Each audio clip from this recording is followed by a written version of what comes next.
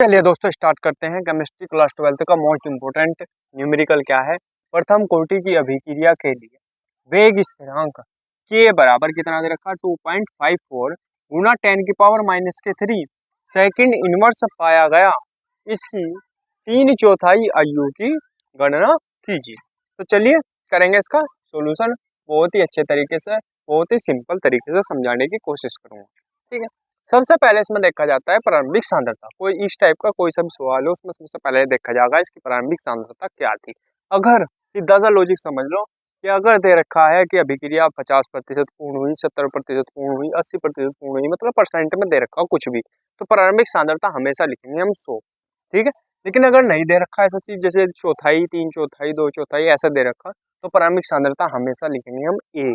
ठीक है, तो क्या लिखेंगे इसमें प्रारंभिक सांद्रता, क्योंकि इसमें परसेंट में नहीं दे रखी तो प्रारंभिक सांद्रता हम लिखेंगे इसमें A। प्रारंभिक सांद्रता बराबर A। ठीक है, अब बात हो रही, मान लिया स्टार्टिंग में वो कितनी रही थी, हमने मानना प्रारंभिक सांद्रता कितनी थी, उसकी स्टार्टिंग में अभिक्रिया कितनी थी, A थी।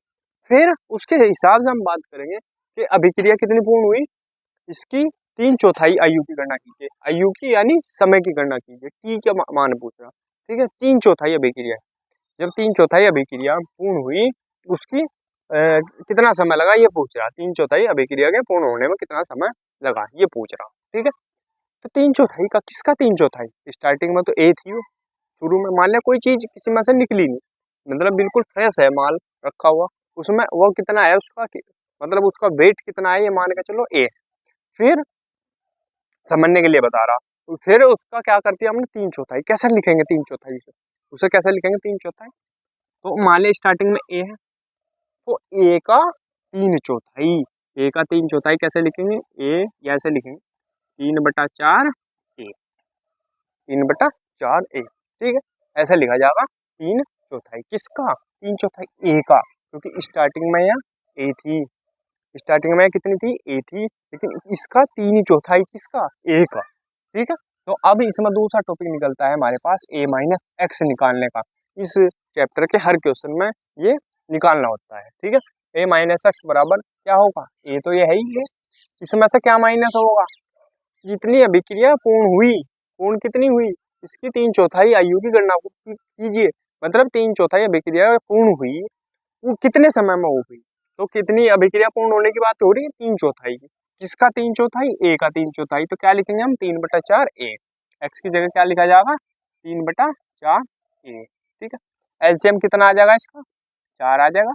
एलसीएम नहीं लेना आता तो उसके लिए भी कमेंट कर दियो, तो मैं अलग से वीडियो भी बना दूंगा। ऐसा मैंने बताया भी हुआ पिछले, जो अगर न्यूमेरिकल पीछे से देखते आओगे सारे, उसमें बताया भी हुआ, समझाया भी हुआ कि कैसे हम एलसीएम लेते हैं। ठीक है, 4 हो गया, तो ये ऊपर जाएगा तो क्या बन जाएगा ऊपर 4A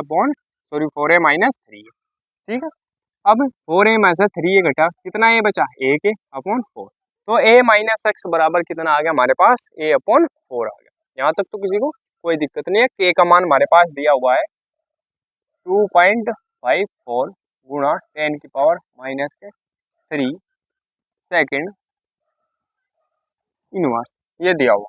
ठीक है, कोई दिक्कत नहीं, बिल्कुल सही है, ये दे रखा। अब क्या रह गया, अब रहा क्या हमारे पास, ये भी हो गया, ये भी हो गया। तो ये हमारे से पूछ रहा हूँ, क्या पूछ रहा हूँ, की का मान हमारे से पूछ रहा हूँ। अब प्रथम कोटि की अभिक्रिया है, इसके लिए एक फॉर्मूला होता है प्रथम कोटि का, के बराबर 2.303 अपॉन टी log 10 A/A-x। इस फॉर्मूले में मान रख देंगे सारे के सारे, तो टी के मान की गणना करेंगे। ठीक है, के का मान कितना दे रखा है, ये 2.54 गुणा 10 की पावर -3, के की जगह के का मान रख दिया, फिर बराबर 2.303 बटे टी। ठीक है, टी तो हमें निकालना है, 2.303 लिख दिया, log 10 लिख दिया, ए का मान ए है और A-x का मान कितना है, A/4 है, A/4, ये 4 कहाँ चला जाएगा ऊपर, तो क्या हो जाएगा 2.54 गुणा 10 की पावर -3 बराबर 2.303 बटे टी log 10, ये क्या बन जाएगा, 4 ऊपर चला गया तो क्या बन गया 4A बटे ए से ए कट जाएगा, तो क्या लिख देंगे हम इसे 2.45 गुणा 10⁻³ बराबर 2.303 बटे टी log 10⁴। ठीक, बिल्कुल सही है यहाँ तक। अब हमारे पास हमें पता इसका जो मान है log 10⁴ का वो कितना होता है 0, 60, 20।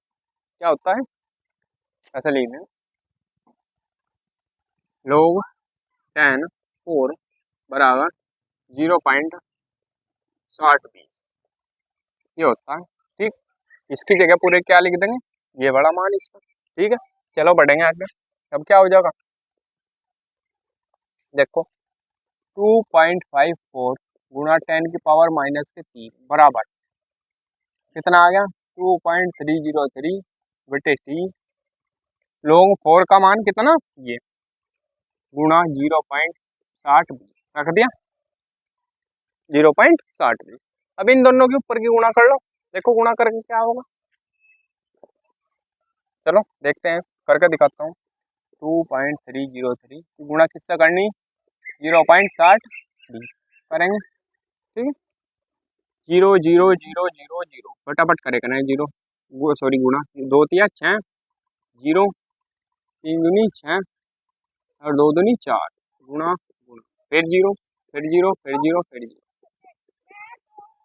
6 तिया 18 का 8 हंसी लगा 1 1 6 तिया 18 का 8 हंसी लगा 1 6 दूनी 12 1 13 क्या आ गया 0 6 0 6 14 का 4 हंसी लगा 1 5 और 1 6 8 3 1 कितने अंकों के बाद पॉइंट लगेगा 1 2 3 4 4 ये और 1 2 3 ये 3 और 4 7 अंकों के बाद 1 2 3 4 5 6 7 यानी पॉइंट लगेगा यहाँ। तो बस हम इतना लेंगे, ज़्यादा आगे बढ़ने की जरूरत नहीं है, इतना ले लो बस। ठीक है, तो हमारे पास क्या आ गया 2.54 गुणा 10⁻³ बराबर इन दोनों गुणा करके आ गया हमारे पास 1.386। ये हमने ये पॉइंट ले लिया बस, यहाँ तक कि आगे की क्या जरूरत है इसे लेने की। ठीक है 1.386 बाकी बात यहाँ तक समझ। अब चलेंगे हम आगे, नीचे क्या है हमारे पास नीचे क्या है टी। ठीक है, अब कर लो इसकी क्रॉस मल्टीप्लाई, या अगर हम टी ये यहाँ ले जाएं तो ये संख्या कहाँ आ जाएगी इसके नीचे, सिंपल सी बात है। तो क्या हो जाएगा टी बराबर 1.386 बटे 2.54 गुणा 10⁻³ ठीक है, ये आ गया। अब एक चीज देखो,